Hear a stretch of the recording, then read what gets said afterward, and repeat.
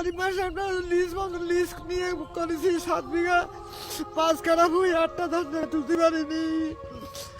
এখন দিনা খাওয়ার তাই দেবো আমরা। সারের দোকানওয়ালা ছাড়বে না, মেশিনে পানি দিয়েছে টিপে, তারা ছাড়বে না। এখন আমাদের উপায় কি হবে? 1 কেজি তো নিতে পারেননি বাবা। না, নিতে পারিনি আমরা বাড়ি। তো যখন সারে আলারা পানি দোকানে টাকা চাবেন তখন কি করবেন বাবা? তখন আমাদের গলায় দড়ি দিয়ে আসা কোনো উপায় নেই। আমরা লিসের টাকা তুলে আমরা কিনে দেবো, শোধ করবো, কোয়াতে খাবো, লোন ঘেটে না তাকে টাকা দেবো।